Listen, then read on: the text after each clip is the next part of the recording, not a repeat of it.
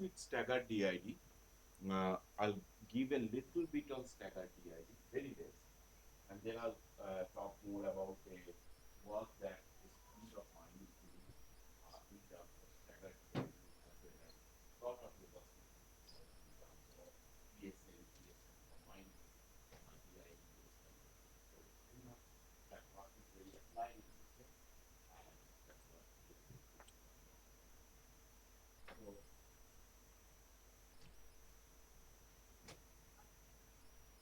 So given these, what yeah. So I'll start with the staggered DID. In this way. So let me just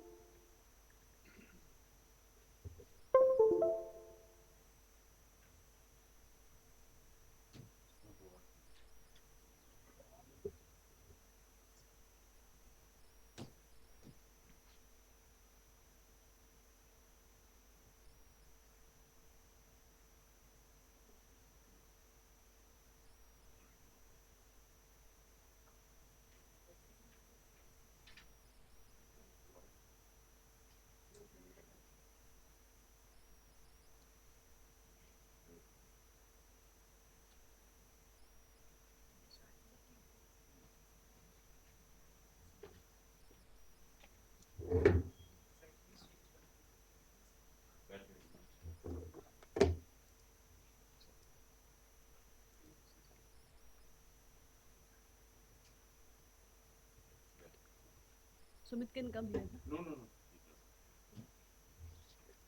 एक काम कर रहा है ना. हाँ ये कर ये भी हाँ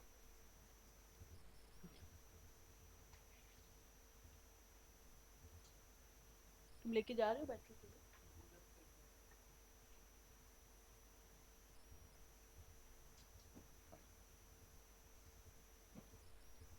Okay.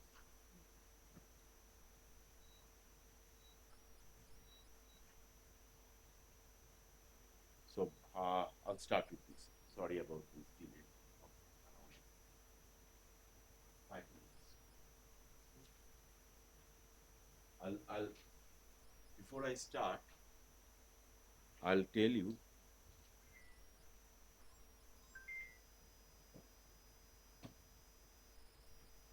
You see this slide, slide 7, then slide 7, and then this slide 11. Both the slide 7 and slide 11 is actually prepared by Jack.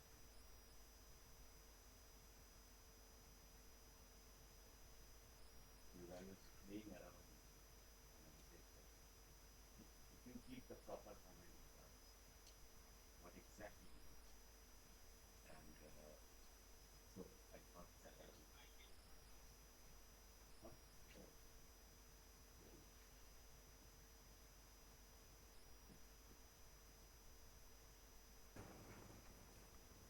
Now it should be on. Yeah, so I thought I will tell you. Okay, so first part I'm going to have very less slide in terms of the staggered DID along with the panel data. And the advantage of staggered DID, or you can think of the staggered DID can be run in parallel with the two-way fixed effect model, because the advantage of CSI DID is it can evaluate for every time period the impact for the duration of the program, along with the group specific effect and ER aggregates effects. Okay, so suppose into 2010 some program got implemented, somebody got the benefit, then that person would get the benefit until the program is operational. And then 2012 somebody else got the program, and then that would be operational until the end of the program. So there could be an effect of 2010, then there would be effect of 2012, and so on and so forth. And then you can actually find out the cumulative effect, both the year wise as well as the group wise. So first group plus second group in my example, then 2010 plus 2012. Okay, and it goes like exactly like this format until the duration of the program. So it's basically, you can think of the heterogeneity, as well as then you can have an aggregate measure which could be year or time specific and the group specific. Clear? Can you explain the project setting once again? Yeah, so I think of a project which started in 2010, and it got, every 2 years the project got expanded. So 2010, 2012, 2014, 16 and 18 the project ends. So first maybe in 10 villages, then 20 villages. 20 villages, then it's like expanding. So it allows you to find out the differential impact from one to the other, as well as the combined impact over the group. Finally, everybody got exposed against the never treated group, and then also the year-wise impact. So it is like the cumulative impact along with something like period specific or the group specific impact. But in case of cumulative impact, you can calculate both the group cumulative impact as well as the ER cumulative impact. Yeah. So that's the entire setting. And that's one of the advantages of this kind of staggered. If you have staggered program setting, that's one of the big advantage of doing staggered DID. Okay. So note, what we want to do, we want to think of that we have a panel and we want to examine the effectiveness of a program. And the problem with the traditional DID lies with the fact that it assumes all units are being treated at the same time, right? The program gets implemented, somebody get exposure and somebody doesn't get the exposure. So I'm treating everybody exactly at the same point of time in some way. But in many settings, that this treatment could be staggered. So what do I mean by staggered setting? Units can receive treatment at different point of time. That is the case. So some pilot program is being introduced, then given the success of the pilot program, next phase it has been expanded to something else, and then so on and so on and so forth. Clear? But there could be something like somebody would be there, given why it is going on by itself. The batteries and then the slides are moving. Oh, okay. Like that you should go now. Okay. Do slides in between. Here, right? Yeah. So that given that, we then want to think about it that there could be somebody who never got the exposure to the program. Okay.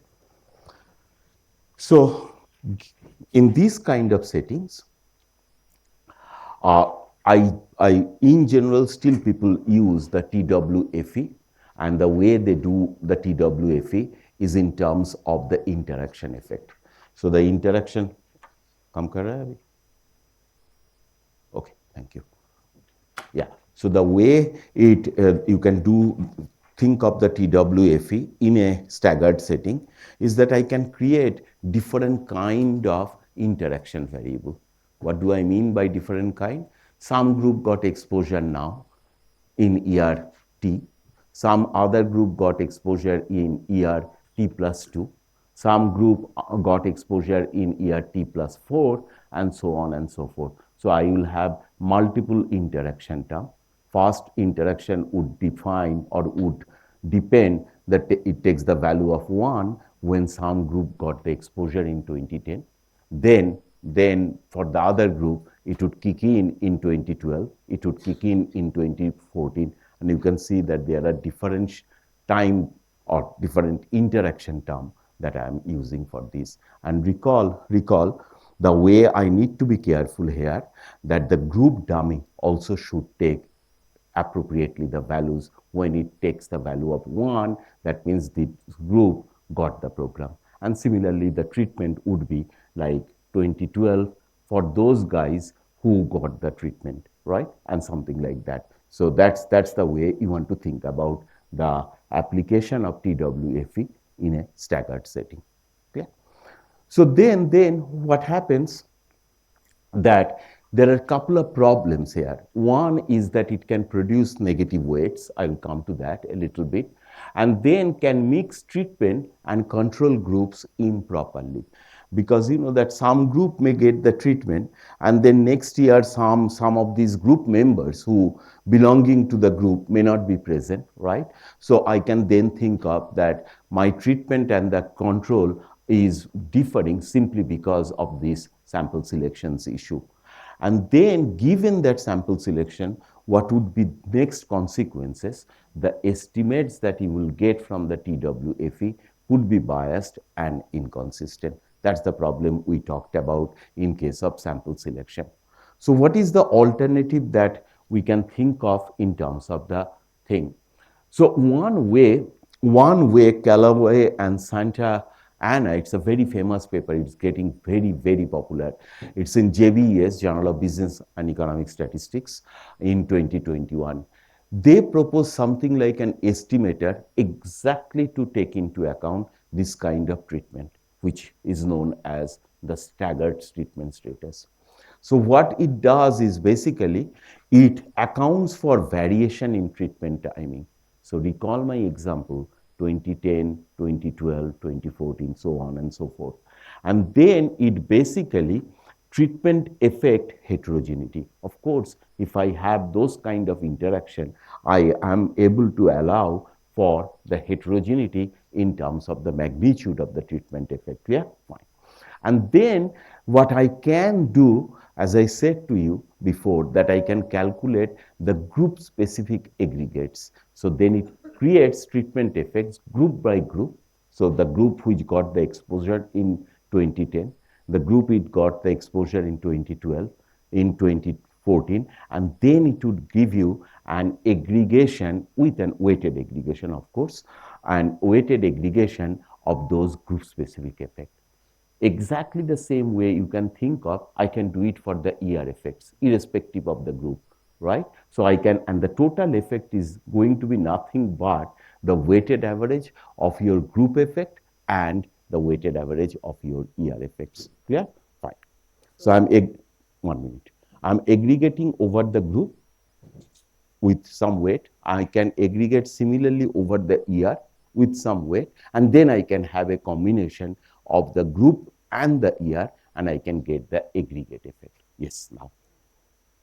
So in the project setting, so like you mentioned 2010, Hmm, suppose hmm, a company gives training of systematic rice cultivation, mhm, SRI mhm, method. So, mhm. so 10 villages got in 2010, another 10 got in 2012. Yeah, So if I'm doing the impact study in 2015, yeah. so will I look at the, when you mention about the aggregate weight, But so remember, all the they are, gains which happen in year wise? you need to have something like a control group. The control group would be a one who did not get the treatment either in 2010 or in 2012, right? And then the program got implemented for some group in 2010, but you can follow them up in 2012 also, right? So shock of the program, and then what happens to them who got exposure in 2010 what happens to them in 2012 And then in and 2014. 14 and So then 2015. I'll have 3 time periods. I will Yes, you can. aggregate the Yes, gains. yes, yes. And then again, the group which got exposure in 2010, another different group got exposure in 2012. So you can get the aggregate of the group effect, the group which got the exposure in 2010 and the group which got exposure in 2012. And then you can calculate the weighted average of those two.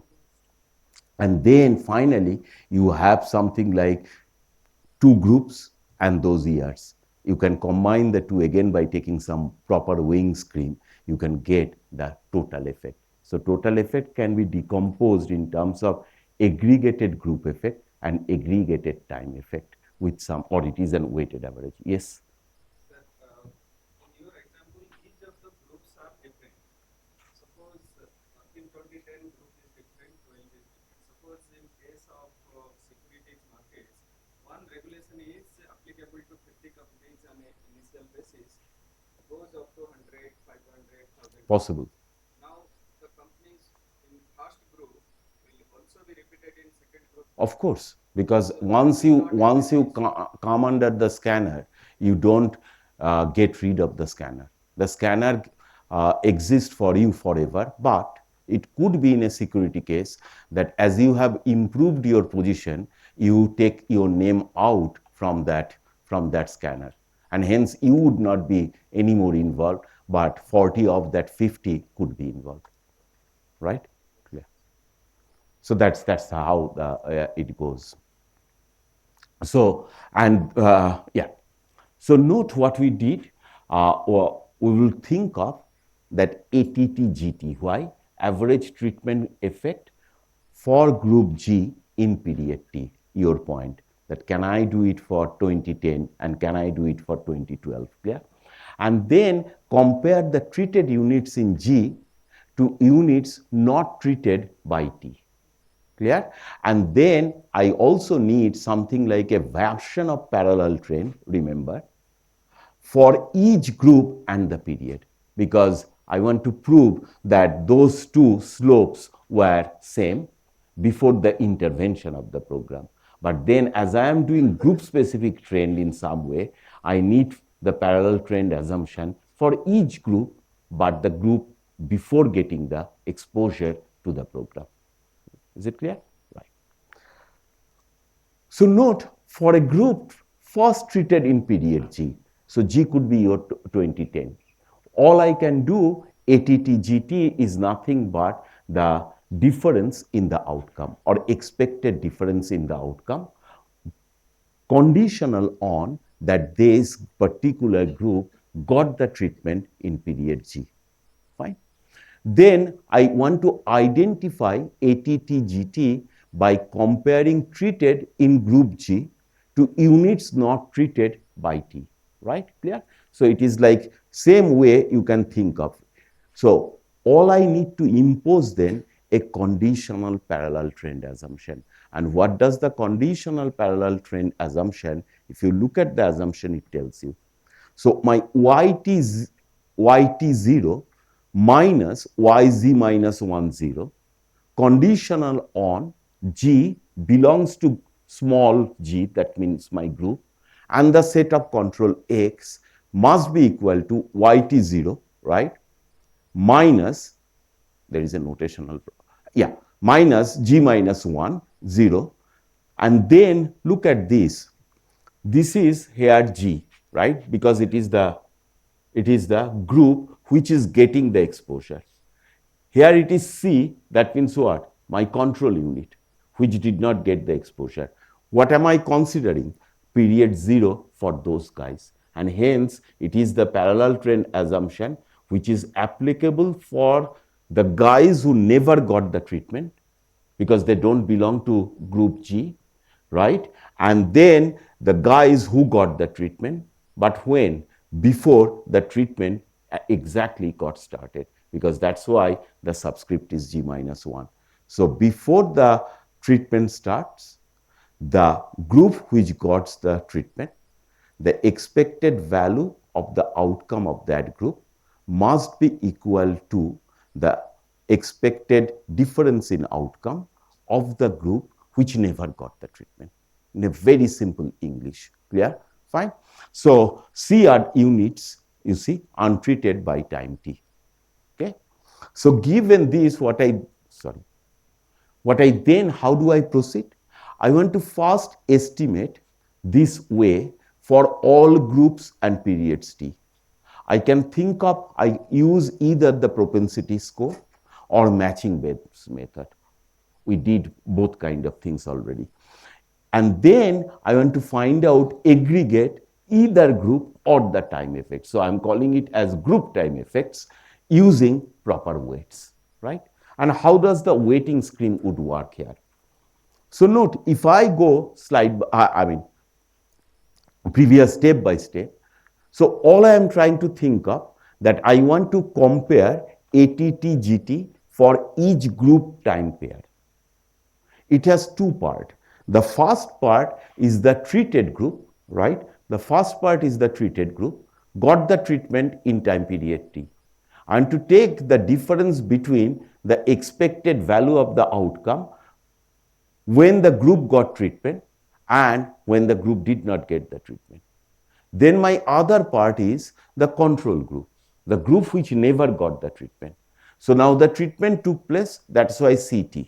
And then treatment did not take place, that's why CG minus 1. So exactly in the same way, I'm taking this difference, and hence I'm getting ATT. Again, it's a difference in difference, but it's a group specific difference in difference. Group got the exposure, group did not get the exposure. Is it clear? Fine. So given that, I then want to go, how do I aggregate them? So note, I need to find out something like the weight, which I call WGT. So what could be the weight? Weight could vary. And one of the way I can think of that weight could vary in terms of cohort specific weight I can use, or I can use time specific weight like the time period weight, or I can use the overall ATT in some way to find out my aggregate ATTG. Yes. Sure.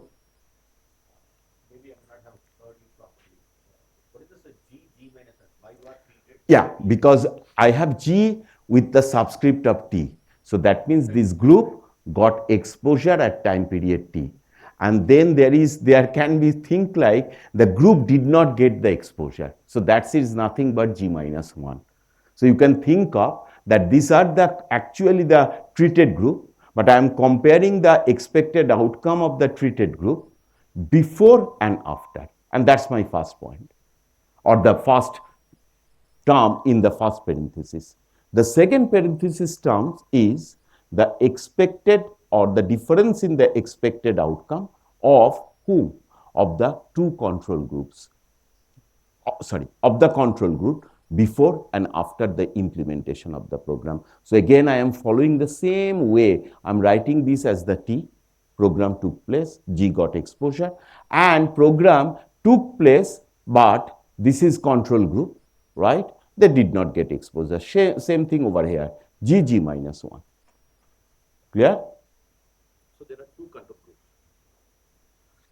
There are two control groups, of course, always as before. But here one group get the exposure at time period T and the other group doesn't get the exposure. Now, which group would get exposure in time period T? That would differ across your group. So somebody got the exposure in 2012 and somebody got the exposure in 2014. So for these two groups, and I started following them up in 2010. Clear? Now think of it. So this part then would tell you people who never got exposure. So 2012 minus 2010. Clear? Fine. This over here for the first group who got exposure in 2012 would tell the difference of them in 2012 minus the difference in 2010. Now come to the next group. Then I am going to calculate them in 2014 minus before 2014. Here this control would remain as what? The same thing, right? They never got the exposure. So they still did not get exposure until 2014. Like his example, that some companies, 50 companies were there. The set got expanded to 100 and the set got expanded to 150. And that's how I am doing. In the first case, G is 50 companies. Next case, G would become, excluding that 50, the additional guys who kick into the scrutiny. Next stage, another 50 who got into the scrutiny. Clear? But remember, the guys who got into the scrutiny in 2012, they may not be there in 2016 because they perform well and hence they come out. So then those guys will switch their position and become in the control for 2016. Clear? Fine. So then I want to. One clarity here. Yeah. If in 2012, like you are saying in 2016, they perform and they come out. Yeah. It may not be like applicable always. No, it may not be, but I'm saying that it is the most complicated scenario that you can think of, that switching took place. That's the most complicated one. Otherwise, the simpler one would be, I got exposure, as long as the program is running, I always would have the exposure. Clear? But you could have a situation where you got exposure, but then you perform well, and hence you don't need it anymore. Clear? Okay? And hence, you then, as you don't need it anymore, you don't belong to G. You belong to my controls. Fine? But not in that year, perhaps year after, or 4 years after, or I don't know, 7 years after. Okay. So note, what are the advantage? It allows heterogeneous treatment effect, non-parallel trend across group, flexible control group definition I can think of, avoids issues with negative weights in TWFE, and transparent group time ATT estimation. Okay. So it's something like, you recall, we did the events, we did the TWFE. We also did the event study, where we showed you t minus 2, t minus 1, t plus 1, t plus 2, t plus 3 goes like this. So I am going to track the form over the time period in exactly in this fashion. T minus 2, t minus 1, t plus 1, t plus 2, t plus 3, so on and so forth. And it allows me to do that. Okay? How does it allow for non-parallel trends across groups? Because if you look at the definition, the parallel trend assumption is valid when, what was this? Yeah, so it is like the conditional parallel trend assumption is valid, right? So it is just for the time it got implemented and time before that implemented. But this is like time way, but not group way. Hence, I am claiming non-parallel trend across group. I never claim that it is non-parallel trend across treatment year. It is non-parallel trend across group. One group may have a slope different than the other group, because you may think that the impact would be higher or the impact would be lower. Clear? Fine? And I need to allow that. Okay.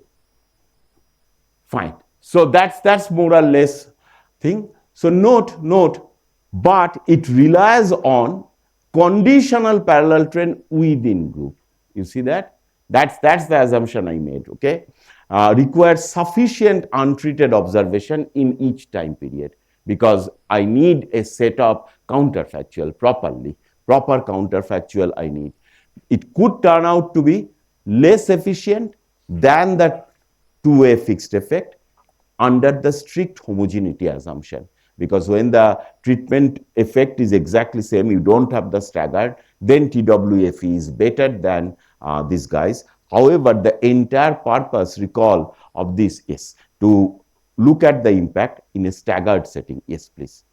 Actually, for second point, I don't think so it is always possible, because it may not be always possible. But if it is not possible, my suggestion would be, don't do it. Because over the period of time, everybody can get exposure and things like that. Yes. Our control observation in the control group will be shrink. Yeah, but then you need to have a balance that you need sufficient thing in your control group, sufficient, so that you can create a proper counterfactual. But maximum time it could not be possible because where would I be don't know. I don't overall know. I mean, when you talk about the program evaluation, especially with the firm or the individual, I think you will still left with a lot, a lot. Okay, so you left with a lot. Yeah. So when you mentions require sufficient untreated, is it like ratio of one third control, two third Yeah, control? it's there is no rule of thumb there. But all we can tell that you need something so that you can identify the effect. Okay, so like it cannot be like biased in your success framework as like 99%. That's not fair. Okay. Could you elaborate on that negative weights of two fixed effect in the last slide? Yeah. Can you say that it gets rid of that negative weights in? Yeah. So basically, in the TWFE cases, that there are different groups, right? I mean, I'm saying that think of the heterogeneity, but you just do a TWFE. When you do the TWFE, it could be somebody is coming up with completely different set of control or completely different set of impact compared to the group you started with. So overall, what you will observe, the weights of that group is negative. The contribution of that group is negative, right? That gets reflected in the weight because the cohort is changing. The cohort is continuously changing, right? So then it can have something like I'm running a TWFE, I'm getting the impact to be negative. And that's nothing but because I have the negative weights. So it is nothing but the negative. When you need to vary the weights, you did not vary the weights. You need to vary the weights, right? And that's why, crucially, it depends on that WGT. And WGT is nothing but it could be cohort specific weight, it could be time specific weight, you can have overall ATT weight, whatever it is, right? And you can think of the overall ATT is nothing but your TWFE. Okay? And how are we going to define these weights? Like, there are different ways you can do it. One way would be take the proportion. another thing as control group and treatment groups are changing over Yeah. a period of time, what would be the results? So you can interpret in very different ways. You can interpret always with respect to never treated group. For each period. For all periods, yes, and then the aggregate effect.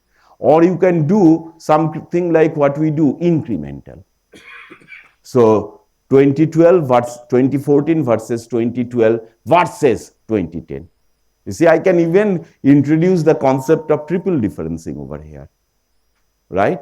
Because 2010 remains as it is. But then I have a difference between 2014 and 2010. I have another difference between 2012 and 2010. Also, I can compute another difference between 2014 and 2012.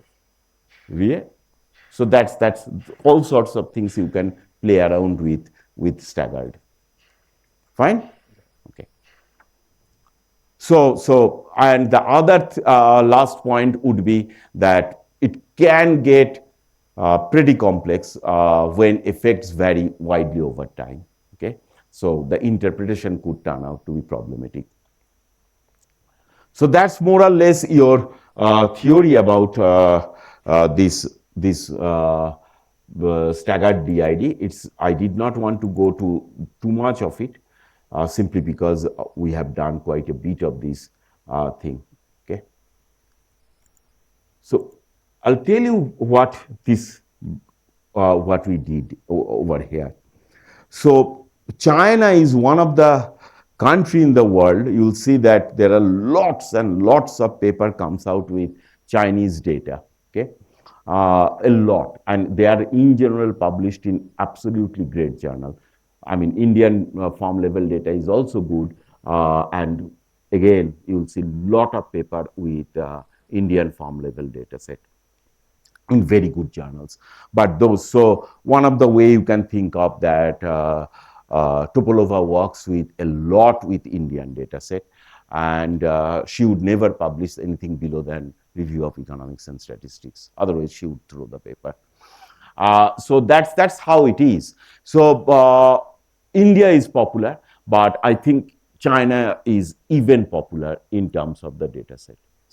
Perhaps the structure of the country is such that it becomes again and again more and more popular.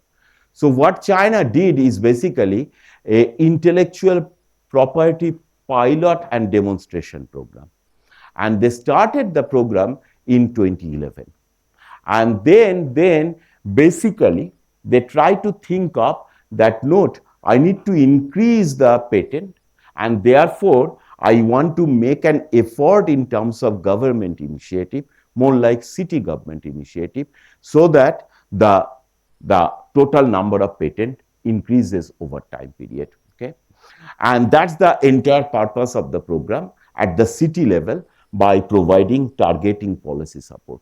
So if you are in a particular city, you would get exposed to the program if the program get implemented, provided you opt for the program or provided you want to be included in the program. Okay.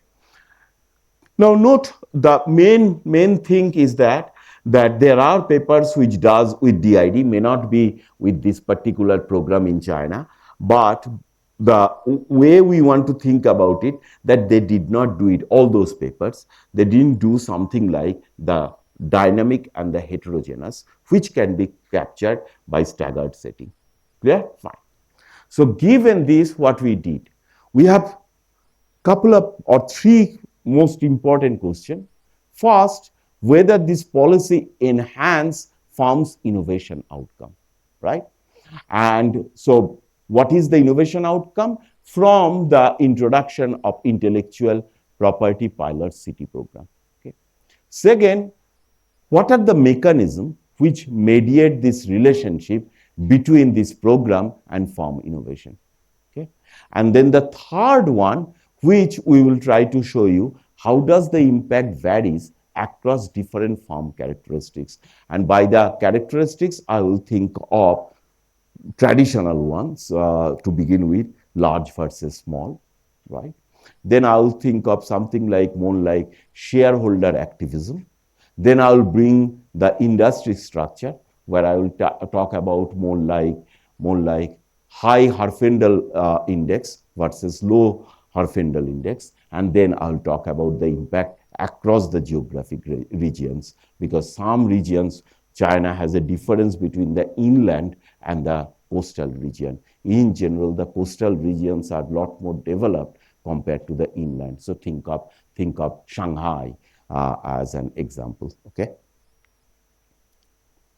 So our main contribution comes first from transmission channels from the city level, because note the program is city level, right? So how the transmission mechanism works from the city level to farm level R&D and hence patenting. And then, as I said, that I'm going to offer, or we are going to offer you a comprehensive heterogeneity, and the way farm size, ownership, market concentration, geographical location. And then I'm going to apply, or we have applied, a group specific treatment framework to identify both short term and the long term impact. Recall, I can track them, right? I can find out immediate impact, and then I can find out what happens to them after 10 years of the policies or something like that. I have a question. Sure. Whenever I look at these designs, I always get a bit confused. Like the same variables, like firm size, ownership, market concentration, Yeah. they can also be used as a controls, Yeah. right? Yeah. Or we can simply do a DID and then do the, Yeah. show the heterogeneity across Yeah. that. Yeah. So how do we kind of? I mean, you can do perhaps both, but here, suppose, for example, if you take size as log of the asset, but then you differentiate between the size, between the forms based on the size, but you use this again the same control. So you use age, leverage, and say size. And you use still age, leverage, and the size when you do it for the large firm as well as the small firm. So you are not getting rid of the control, but first you are making a distinction between based on that predetermined variable like size or ownership, and then you are using the same set of control which you have done in your aggregate regression. Clear? Okay. Market concentration and geography location are going to be industry analyst paper. Yeah, absolutely. I mean, I'm going to skip this. So we are going to think of a couple of hypotheses. Of course, the hypothesis first one that it significantly increases firm's patent, right? The second one, I'm going to think of why or how does it happen? Because that the policy increases R&D investment at the city level, and then from the city level the impact goes to the farm level, because the farms takes advantage of the city's R&D enhanced capacity, and hence they can increase in turn their own patent activity. So the transmission comes from city specific increase in R&D. Third, yes. Sorry, but the city specific R&D will actually come from the firms itself, because firms are increasing their R&D, and that will reflect into the city. Possible. And or city also has its own. because the program was implemented at the city level, the program was not implemented at the farm level. So city has its own R&D fund. Yes. So city has their own R&D. City has their own R&D. Like many Indian states are having their startup policy. Yes. And then a center has. Yes. And then how firm kind. Yes. And then the effect would depend across the firm size, of course, heterogeneous level of shareholder involvement. Again, will prove you that the impact varies more or less across the industrial concentration, and then it would be it would differ between the depending on the geographical location, where I'm going to talk about mainly in terms of inland and coastal. Is it okay? Time period 2008 to 2022. Actual data set is farm level, and then it is being supplemented by the city level data. Main data of what we took is patent and the financial data. Patent data come from Orbis IP, and the financial data come from Orbis other database. So everything is Orbis, okay? However, as I said to you, the city level data was the more problematic one. So the city level data was collected from Chinese statistical yearbook, where you have information on GDP, population, average wages, university numbers, the spending on technology, science, and education. So you have this detailed data at the city level. Okay. Advantage is we have Orbis has both the listed as well as the unlisted firm. So there are other Chinese database which only talks about Chinese A based firm, so A listed firms data, and manufacturing firms is the maximum, which is basically 75% in the entire sample. So our result we will concentrate more on the manufacturing firms rather than anything else. Clear? Log of the patents, invention, design, and utility patents. So basically, Orbis started making, Orbis is funny in some way. I mean, you can get the data from two sides. One is from the patent application size, and then one from the kind of like patent registry size. So a lot of times that one side, the aggregate of the one side does not match with the other side. However, we took it from the other side so that we can make a distinction between the total across three different categories. So the invention, the design, and the utility patents. Okay, clear? And you'll see the impact would more in terms of invention rather than in terms of utility or so-called design. So invention you can think of perhaps more like a process innovation rather than product innovation in some way. Clear?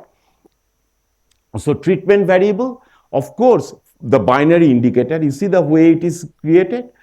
If the firm's headquarter is located in those city, because it is the city specific program, right? So lot of times the firm's headquarter could be somewhere else, and lot of times the firm's headquarter could be where the program is being implemented at that particular city. If the headquarter is there, then you may get the advantage compared to the fact that if your headquarter is not located there. Okay. Control variable, age and age square, firm size, log of total asset and size square, return on asset, and the intensity at the firm level, and of course our leverage, which is nothing but debt to asset ratio. That's how we have calculated instead of debt to equity, because the equity data was not that good. The invention will here include both product and process. Is it? Yes. Okay, then that's the case. It's a Utility continuous model model. is just What do you mean continuous? That invention, it's a log of invention. Or Yeah, it is the log of the patent, log of this. It's basically log of 1 plus p, because if p is equal to 0, then log of 1 is equal to 0. So you take a log rhythmic transformation of the log, guys.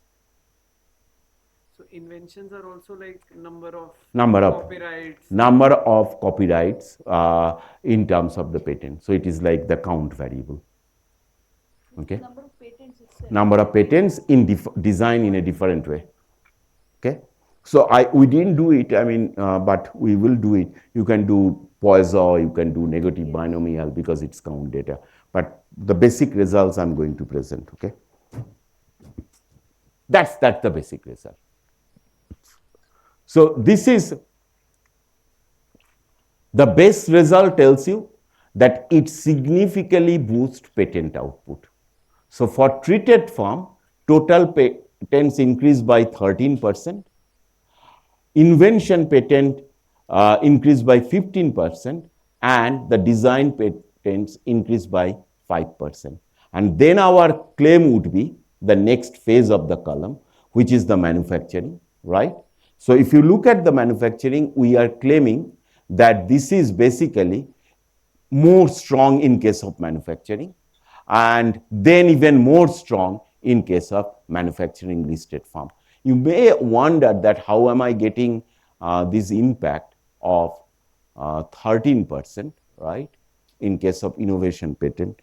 Remember, my dependent variable is log 1 plus p, and the coefficient is basically 0.105. So if you take the exponential on both sides and subtract 1, you will come up with 0.105. Okay? Because again, I go back to my day 1. I have log and the level, right? And I need to take it exactly in that way. Fine? Clear? So that's how we need to interpret the size effect of the results in that way. And utility, there is no impact. Sorry, utility doesn't have that much effect. You will see the impact is more in terms of innovation and the design patent. The utility patents does not have that much impact. What does it mean? By group we did it, right?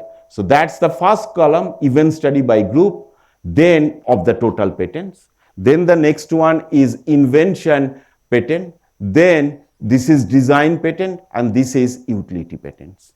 You'll see that in case of design patent, it increases only after certain point of time. What does it tell me? More city get the exposure, then only it starts kicking in. Whereas the impact perhaps was very different compared to this for the invention patent. Okay, it started more or less increasing lot before the impact that we observe in case of design patents. In case of utility patent, you'll see there is zero impact. So this is what I said by group. Clear? Group which got exposure. This is what I will call, sorry, this is the event study by year. So this is the year effect. 2012, 2014, 2016, 2018, 2000, 2020 and 2022. What I will call here is basically, remember, I can do both ways. I can do year ways, I can do group ways. So these are the group which got the program in first phase. Then same thing for the invention patent. I showed you design patent, utility patent, total patent, invention patent, and exactly like this. And this side tells you when the program got implemented, or something like who got the exposure in that particular year. So I have the event study over here, this block. This block is my group specific effect. And then this is, you can think of the event ways framework. And then this is my calendar year effects. So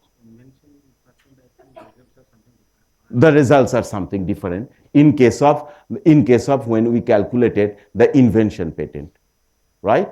So note, this is the red one is the manufacturing, the blue one is the whole sample, then you have the almost is merge, the green one over here, right? So that's like the manufacturing listed form, and then the other one is the manufacturing unlisted form. So this is the green one.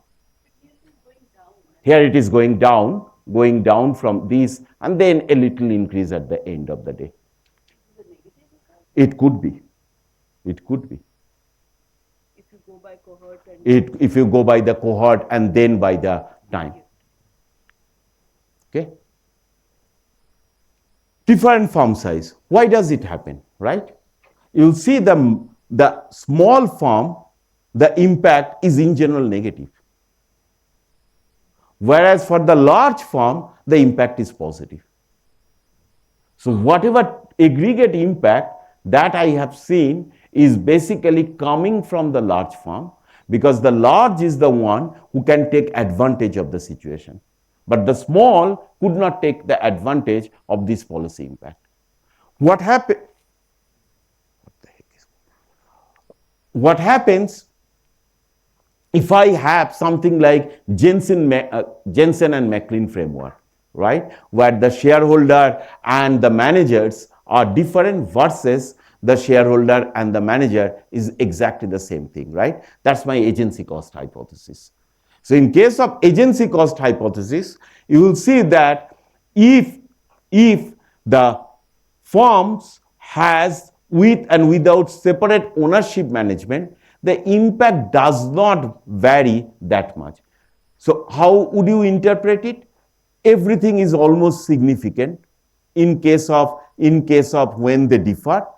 Everything is almost significant except utility when they don't differ, right? If I now go, this was the point. This is my pre-average, because event studies all are kind of negative or significant. And this is my post-average. Event has taken place. This is the aggregate. Group specific, that's like this. 0.238157 goes like this. Then calendar specific. So the way you can think about it, somehow I am going to get the weighted average of this guy and this guy to compute this guy. You can see that it is indeed true. Why? Because note 0.252 is a number lying between 0.238 and 254. Because it's a weight. So weight must lie between the two extremes, and that's going to be valid. Clear? Fine? that's not happening. Then it is too many negatives out there. I mean, it's yeah, but in general you will observe, or like what should I say, that the lot of attrition perhaps was there. So you can find, if you want exactly to match them up, then all you need is a balanced. This is an unbalanced structure. So in an unbalanced, finding out is kind of difficult, but if you have a balanced one, then it is not that difficult to find out. But the number of observation is same across every cohort. Yeah, that's fine.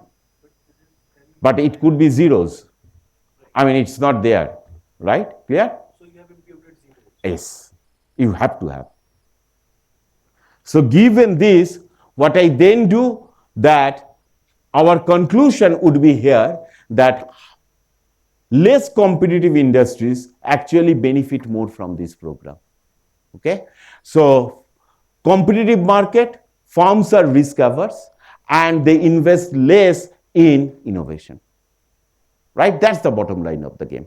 Okay, and hence when you feel like, I am working in an industry which is less competitive, right, I would get more benefit. What happens in terms of the heterogeneity? Coastal cities, more innovation in invention patent. It's a very different result. I'm not going to say the inland did not gain, but the inland gain in the other part of the patents, like which is more like design and the utility patent. Okay, so I'm not an expert on Chinese economy, so I don't know why more innovation in invention patent in case of coastal versus the other two group got a surge in terms of inland cities, right? But that's all I can tell. That is the result we got. Yes. I think it could be industry specific also because Possible, innovation, possible. patent. Yeah, that's a very good point. I have to. Yeah, I'm going to keep a note. So you are saying that the way the industries are being, the type of the industries are being placed in inland and in coastal could differ, and hence it gets reflected in terms of the impact, whether it is invention or whether it is design and utility. In fact, before that also, without doing coastal and inland, we can there are certain patent IP sensitive, patent Patents. sensitive industries. Yeah. So chemical, pharmaceutical. So basically, you are telling that it could be high tech industries are located more in the coastal, That's what we mean. right? And low tech industry are more in the inland areas. So the impact, that's a very good point. Thank you.